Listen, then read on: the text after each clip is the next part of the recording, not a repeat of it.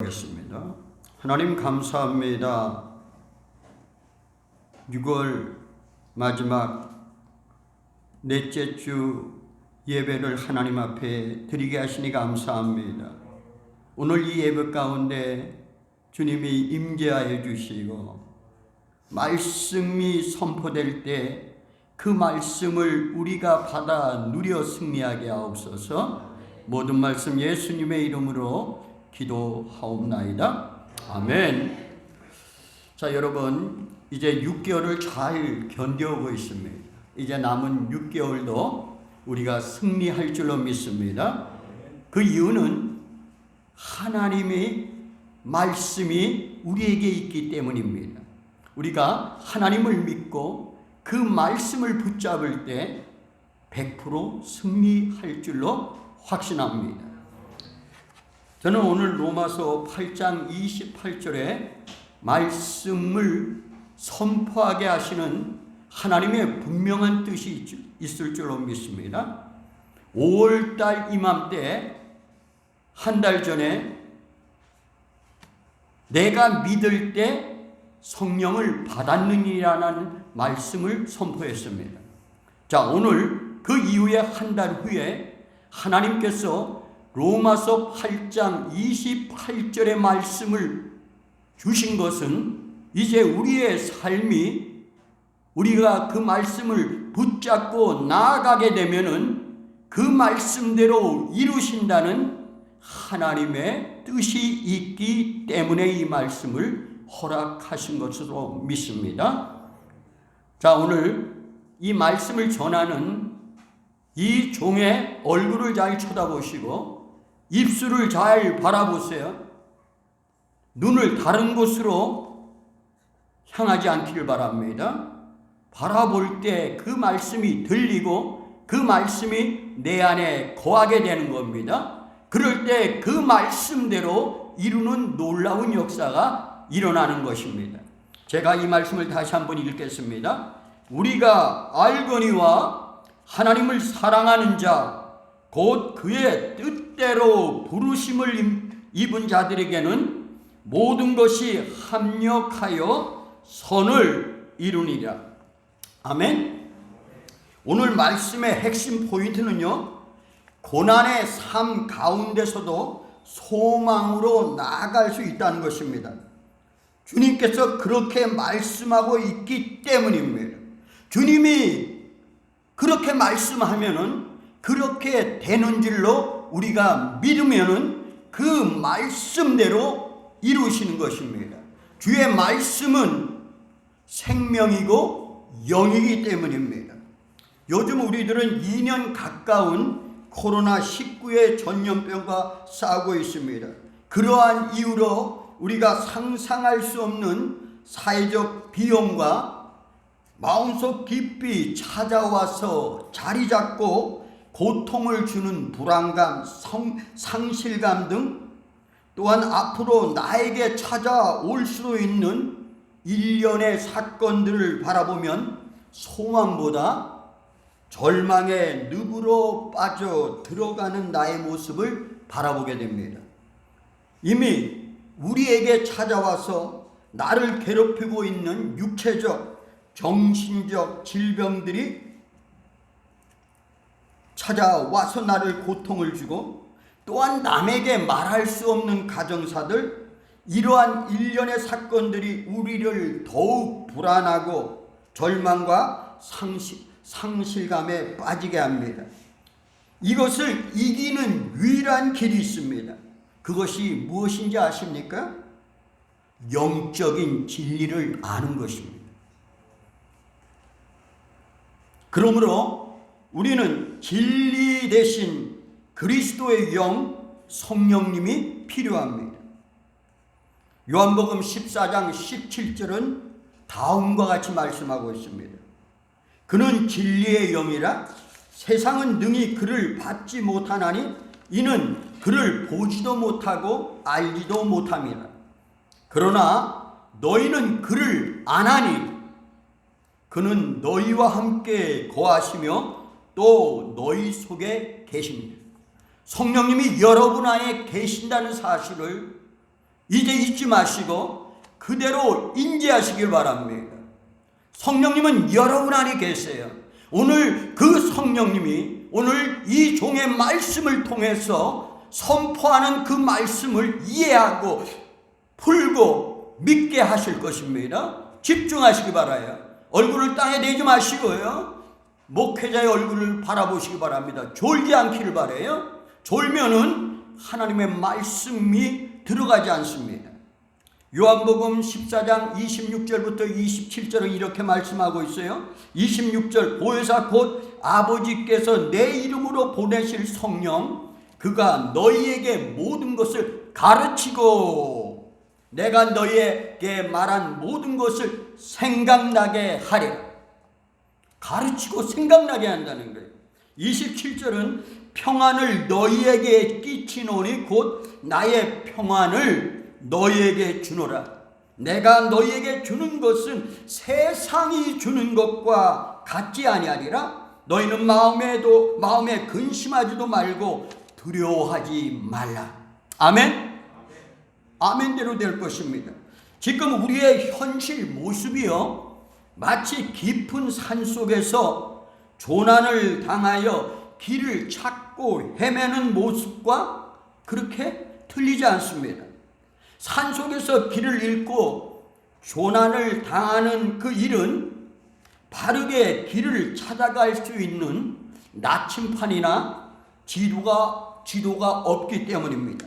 설상 이 두 가지의 도구를 가지고 있더라 하더라도 사용할 수 있는 사용 설명서 매뉴얼이 없으면은 이 두 도구도 다 무용지물입니다.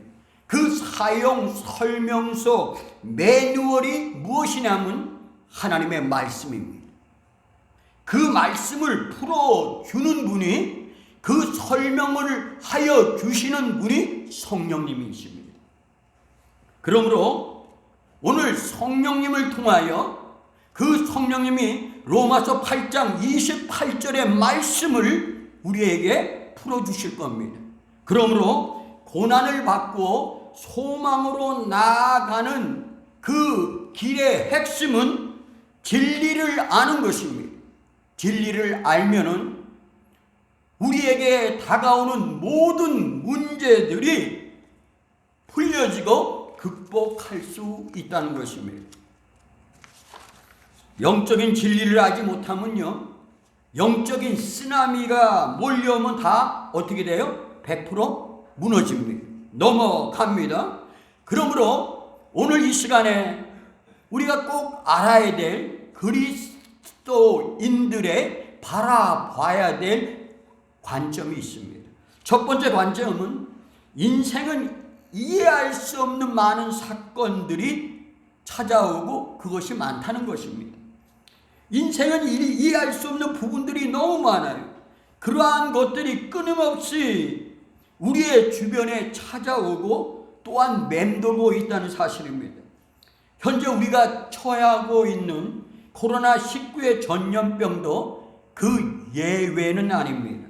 끊임없이 이러한 전염병들이 계속 찾아올 것입니다. 성경과 역사가 그것을 증명하고 있어요. 14세기 중세 유럽에 크게 유행했던 페스트라는 전염병이 있었습니다. 그 당시에 유럽 인구가 7,500만입니다. 그 500만 중에 2,500만 명의 사람이 페스트의 전염병으로 인해서 죽었습니다. 가까운 시기 2002년도 여러분도 기억하실 겁니다. 중국 남부 관동 지방에 나타난 중증 급성 호흡기 증후군 사스입니다. 여러분 기억하실 것입니다. 이 사스도 코로나 바이러스입니다.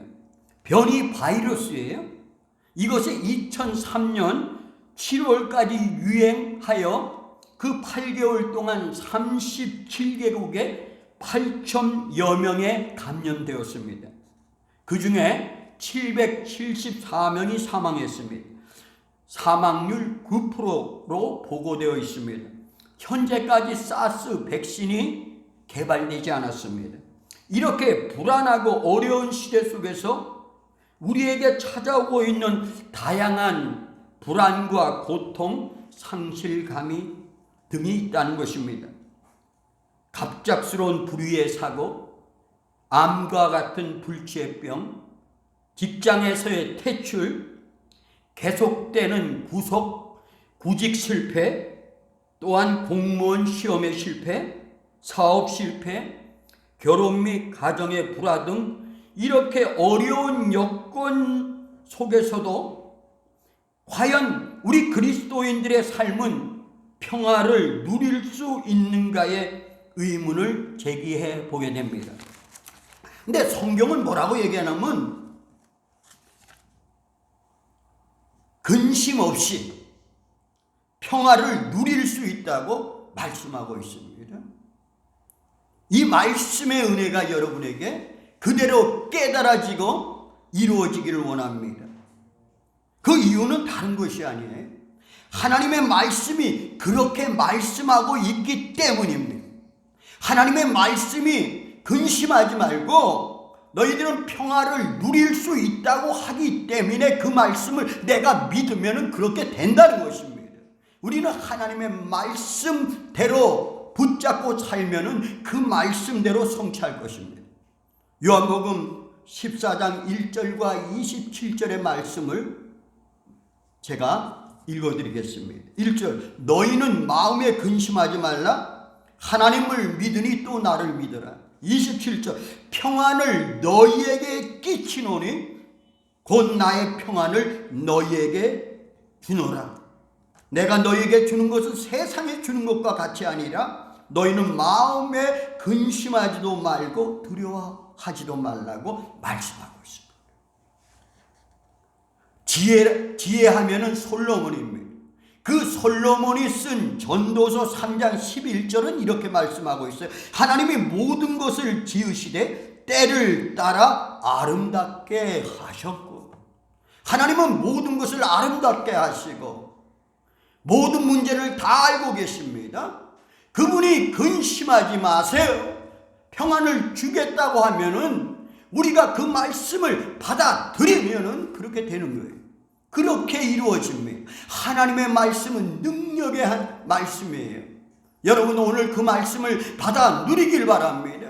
그 말씀을 그대로 받아들이면은 이 말씀이 그대로 이루어지는, 그래서 여러분의 삶 속에서 하나님의 그 은혜를 경험하고 그것을 간증할 수 있는 여러분과 내가 되기를 바랍니다. 두 번째, 그리스도인들이 바라봐야 될 관점은 세상은 전부 망가졌으며 온전한 것이 하나도 없다는 것입니다. 죄가 이 세상에 들어온 이후로 다 엉망진창이 되어버렸습니다. 세상에 어떠한 것도 완벽하지 않습니다. 다 망가졌고 돌아가지 않습니다. 날씨도 온전하지 않습니다. 빙하가 녹고 쓰나미가 찾아오고 지진이 일어나고 홍수와 화재 등 이와 같은 자연재해가 점점 더하고 늘어나고 있음을 우리는 잘 압니다. 하나님은 이러한 현상을 사실은 원하지 않습니다. 그 이유는 하나님께서는 에덴 동산과 같은 낙원을 만들었기 때문입니다. 그런데 죄가 이 세상에 들어옴으로 인하여 모든 것을 다 망가뜨렸습니다. 그 죄가 날씨와 기후도 망가뜨렸다는 것입니다. 경제도 우리의 계획대로 돌아가지 않습니다. 우리의 계획대로 되는 것이 하나도 없습니다. 생각조차 해보지 못했던 코로나19의 같은 전염병의 복병을 우리가 만날 줄로 어떻게 알았습니까? 이것으로 인해 경제적, 사회적 비용으로 인하여 전 세계가 고통에 허덕이고 있습니다. 또 우리가 세 번째로 그리스도인들이 바라봐야 될 또 하나의 관점은 상실감이 우리를 찾아온다는 것입니다. 상실감의 의미는 다른 것이 아니에요. 무엇인가를 잃어버린 후에 느낌이나 감정 상태를 상실감이라고 합니다. 상실감에는 6가지의 단계가 있습니다. 상실감이 찾아오는 첫 번째 단계는 충격입니다. 내가 생각지도 아니했던 것을 잃어버리고 갑자기 찾아온 그 상실감에 충격을 받아서 마치 망치로 내 가슴을 맞은 것 같은 느낌이에요. 호흡할 수 없어요. 막막해져요. 말도 안 나와요. 이러한 것이 잠시 있을 수도 있고 길면은 몇 개월, 몇 년이 갈 수도 있습니다. 심하면 실어증까지도 나타나기도 합니다. 첫 번째 상실감의 단계가 충격입니다. 이 충격을 조금 벗어나면 두 번째 단계는 슬픔의 단계. 이 찾아온 상실감으로 인해서 모든 것이 절망적이고 희망이 보이지 않으냐니까 삶이 괴로워지고 슬픔과 그 눈물로 인하여 몇 날 며칠을 보낼 수밖에 없는 그러한 상태에 또한 머물게 됩니다. 이 슬픔의 단계가 지나가서 세 번째 상실감의 단계는 몸부림치는 단계. 이 단계가 되면은 이제 질문을 하게 됩니다. 하나님, 당신이 살아있습니까? 주님, 당신이 진짜 살아있습니까? 나는 예수를 잘 믿는데 지금까지 내 나름대로 신앙생활을 잘 해왔는데 지금까지 나는 정직하게 살았다고 하는데 왜 이러한 문제가 나에게 생깁니까? 왜 생깁니까? 라고 질문하게 되어 있습니다. 이것이 몸부림치는 단계예요. 그러다가 이 단계도 지나가게 됩니다. 네 번째 상실감의 단계는 이제 내려놓는 단계입니다. 나의 모든 것을 내려놓기 시작합니다. 인정하게 돼요. 그래, 이 상실감이 나에게도 찾아올 수 있구나. 나는 부족하고 어리석고 나는 어찌할 수 없는 나구나. 그러면서 나의 모든 자존심들, 나의 고집들, 아집들을 내려놓을 때 새로운 돌파구가 열리게 되는 겁니다. 근데 이곳에서 이 내려놓지 못한 단계에 접어들고 그것을 꼭 붙잡고 그것에 묶여 있으면 찾아오는 것이 불면증입니다. 때로는 우울증입니다. 때로는 조울증입니다. 이것이 발전해 가면서 공황장애가 일어나는 것이죠. 잘 생각해 보시길 바랍니다. 나도 어떠한 단계에 머물르고 있는지, 내가 내려놓아야 될 것을 못 내려놓고 그것을 붙잡고 그 악한 습관 속에 살아가고 있는 내가 아닌가를 한번 생각해 봐야 돼요. 이것이 내려놓을 때 우리에게 찾아오는 것은 평안이 찾아오기 시작합니다. 평안으로 가는 길입니다.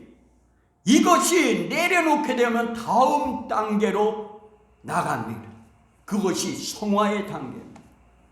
하나님이 개입할 수 있는 단계. 내 것을 내려놨을 때 하나님께서는 그때부터 나에게 역사하십니다. 성령님이 역사하십니다. 우리가 하나님의 은혜를 경험하지 못하는 그 이유는 내려놓지 못하기 때문이에요. 내가 모든 것을 내려놓고 주님을 바라보게 되면은 오 주여, 나는 부족하나이다. 나는 아무것도 하나이다. 당신의 지혜를 주시 아니면 나는 알 수 없고 당신께서 능력을 부어주지 아니하면 나는 어떠한 것도 할 수 없습니다.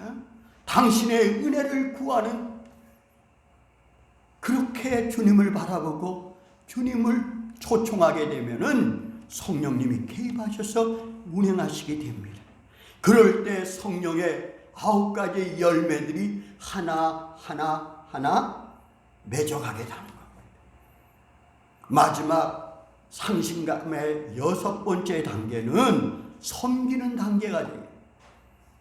이제 나의 이 모든 고통들이 내려놓고 성령님께서 역사하여 예수 그리스도의 성품으로 바꿔가니까 이제 나의 그 부족했던 그것들이 이제는 사람을 섬길 수 있는 그러한 단계로 나간다는 거예요.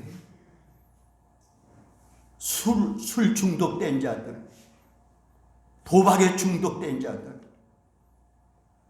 그리고 생각지도 않았던 질병에 걸렸던 자들, 이것이 회복되어지고 함께 했던 그 경험 있는 사람들은 그러한 사람들의 아픔을 케어할 수 있는, 섬길 수 있는 그러한 단계가 된다는 겁니다. 나는 여러분께 질문합니다.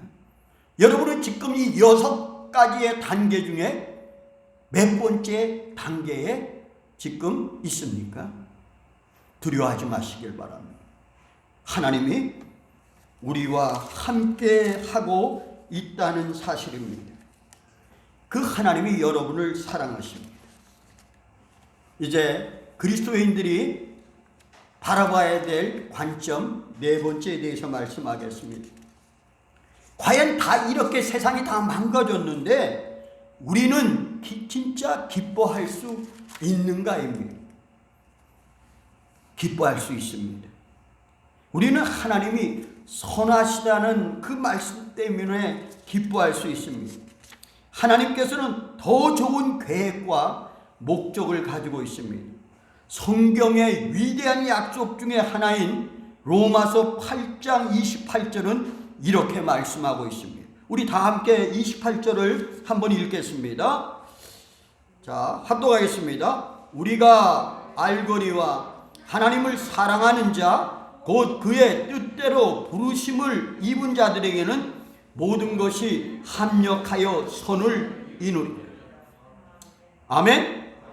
자, 이 말씀은 세상의 모든 사람들에게 적용하는 말씀이 아닙니다.